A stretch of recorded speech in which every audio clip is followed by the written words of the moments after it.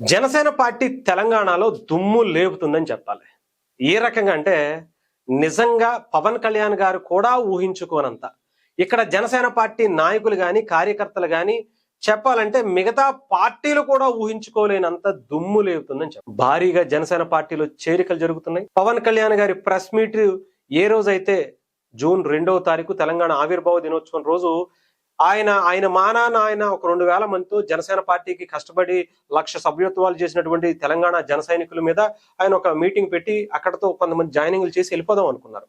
But ఆ permission ఇవ్వకుండా ఆయనతో ప్రెస్ మీట్ పెట్టించి రాష్ట్రం వరకు అంటే తెలుగు రాష్ట్రాల వరకు పరిమితం అయ్యేటువంటి ఆ మీటింగ్ ని ఇప్పుడు దేశవ్యాప్తంగా ప్రతి ఒక్కరూ ప్రతి రాజకీయ పార్టీ మాట్లాడుకునేటువంటి పరిస్థితికి జనసేన పార్టీకి హైప్ ఇచ్చారని చెప్పాలి.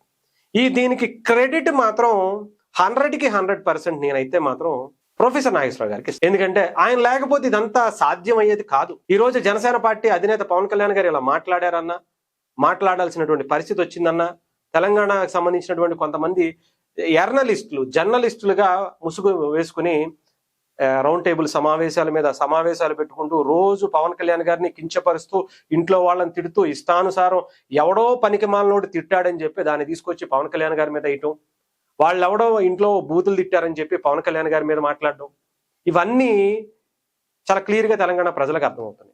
అందుకనే పవన్ కళ్యాణ్ గారి పార్టీలో జాయిన్ అవటానికి పెద్ద స్థాయి నాయకులు, ఇప్పుడు ఉండేటువంటి అధికార ప్రతిపక్షాలకు సంబంధించినటువంటి పార్టీలో ఉండేటువంటి ఎమ్మెల్యే స్థాయి నాయకులు, మాజీ మినిస్టర్లు కూడా, మాజీ ఎమ్మెల్యేలు కూడా, మాజీ ఎంపీలు సైతం జనసేన పార్టీలో జాయిన్ అవడానికి సిద్ధపడుతున్నారు. చెప్పాలంటే మొన్న ప్రెస్ మీట్ అనంతరం పవన్ కళ్యాణ్ గారి పార్టీలో దాదాపు 20 మంది జాయిన్ అయ్యారు. అనేక నియోజకవర్గాలకు సంబంధించి వైశ్య కార్పొరేషన్ కి సంబంధించినటువంటి నాయకులు, అలాగే కొంతమంది తెలంగాణ మెడికల్ డైరెక్టర్లుగా చేసినటువంటి భద్రాద్రి కొత్తగూడానికి సంబంధించినటువంటి కొంతమంది నాయకులు, ఎల్బీ నగర్ కి సంబంధించినటువంటి కొంతమంది నాయకులు, అలాగే మెదక్ కావచ్చు, అటు ఆదిలాబాద్ కావచ్చు, మహబూబ్ నగర్ కావచ్చు, వరంగల్ డిస్టిక్ కావచ్చు, అనేక తెలంగాణ నుంచి అనేక జిల్లాల నుంచి అనేక నియోజకవర్గాల నుంచి జనసేన పార్టీలో పవన్ కళ్యాణ్ గారి సమక్షంలో జాయిన్ అయినటువంటి పరిస్థితి కూడా కనిపిస్తుంది.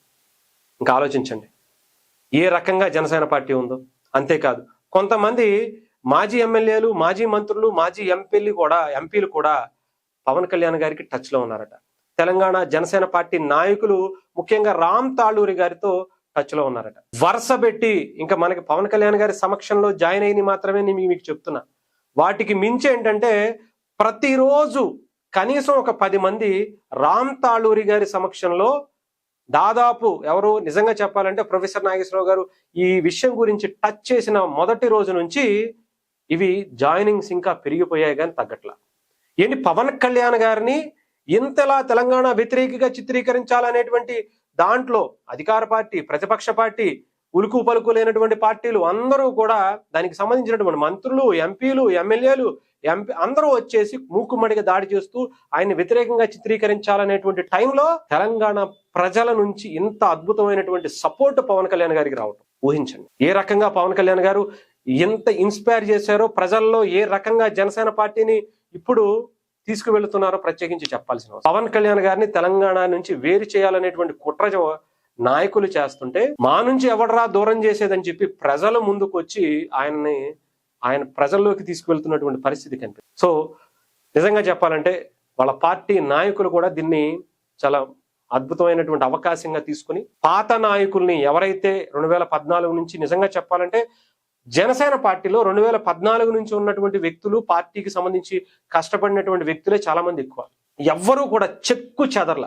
ఎవరో నాకు తెలిసి 2 నాయకులు అనుకుంటా, ఒకళ్ళిద్దరు వెళ్ళారు, మళ్ళీ రావాలనే ప్రయత్నం కూడా చేస్తారు. అంత అద్భుతంగా చెప్పాలంటే ఈ మధ్యన పవన్ కళ్యాణ్ గారి గురించి మాట్లాడుతుంటే వెళ్ళిపోయిన వాళ్ళు కూడా తిరిగి వద్దాం అనేటువంటి ఇద్దరు ముగ్గురు వెళ్ళారు. మిగతా వాళ్ళందరూ కూడా ఈసారి జనసేన పార్టీకి సంబంధించి వాళ్ళను కూడా ముందు పెట్టి వాళ్ళ ఆలోచనలు కూడా వాళ్ళ నియోజకవర్గ బలోపేతానికి సయోధ్య అంటే దగ్గరుండి మంచి వాతావరణంలో జాయిన్ చేసుకుంటే మాత్రం చాలా అద్భుతమైనటువంటి రిజల్ట్స్ తెలంగాణలో రాబోతున్నాయి. వాళ్ళకి చెప్పి అంటే ఇప్పటి వరకు కష్టపడినటువంటి కేడర్కు చెప్పి పలానా నాయకుల్ని తీసుకుంటున్నాం అని చెప్పి గౌరవంగా సాధారణంగా ఆహ్వానించి గ్రాండ్ గా వెల్కమ్ చెప్పించి తీసుకుంటే మాత్రం దుమ్ము దులిపేస్తుంది ఈసారి తెలంగాణలో జనసేన పార్టీ. రాబోయేటువంటి ఏ ఎలక్షన్లో అయినా సరే జనసేన పార్టీ తన ప్రస్థానాన్ని ఇప్పటికే మొదలెట్టింది. అటు పంచాయతీలో గెలిచింది, వార్డు మెంబర్లు కొట్టారు, సర్పంచులు గెలిచారు, ఉప సర్పంచులు గెలిచారు, జడ్పీటీసీలుగా, ఎంపీటీసీలుగా, ఆఖరికి మొన్న జరిగినటువంటి మున్సిపల్ ఎలక్షన్స్ లో కూడా గెలిచి ఈసారి చూపించినటువంటి పరిస్థితి ఉంది.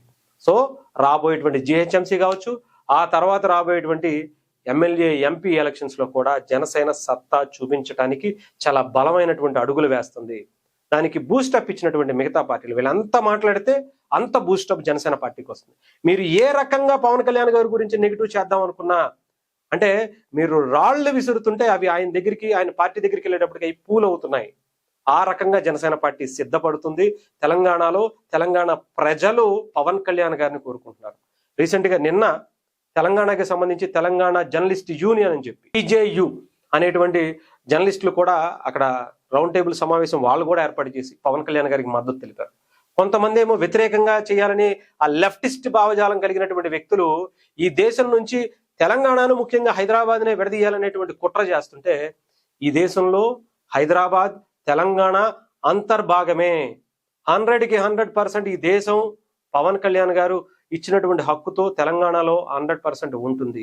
ఎక్కడో ఇటలీ నుంచి వచ్చినటువంటి వ్యక్తులే రాజకీయం చేస్తుంటే, మన తెలుగు రాష్ట్రంలో పక్క రాష్ట్రానికి సంబంధించినటువంటి వ్యక్తి తెలంగాణలో పుట్టి పెరిగినటువంటి ఈ పార్టీ పక్క రాష్ట్రాలకు వెళ్ళి డిప్యూటీ సీఎం అయితే మరి ఇక్కడ పోటీ చేయడానికి ఏంటి ఇబ్బంది అని చాలా మంది మాట్లాడుతున్నారు. సో దానికి సంబంధించి జనసేన పార్టీ చాలా బలమైనటువంటి నిర్ణయాలు తీసుకోబోతుంది. మంచి నాయకత్వంతో పాటు బలమైనటువంటి నాయకుల్ని కూడా సిద్ధం చేస్తున్నటువంటి పరిస్థితి కనిపిస్తుంది. కొంత జనసేన పార్టీకి సంబంధించినటువంటి తెలంగాణ నాయకులు ఈ కలుపుగోలుతనంతో వచ్చినటువంటి అవకాశాన్ని అగ్రెసివ్ గా తీసుకుని ఎక్కడా వదలకుండా ముందుకు వెళితే మాత్రం చాలా మ్యాసివ్ ఇంపాక్ట్, చేంజెస్, అద్భుతమైనటువంటి ఫలితాలు కూడా రాబోతున్నాయని మాత్రం చెప్పచ్చు.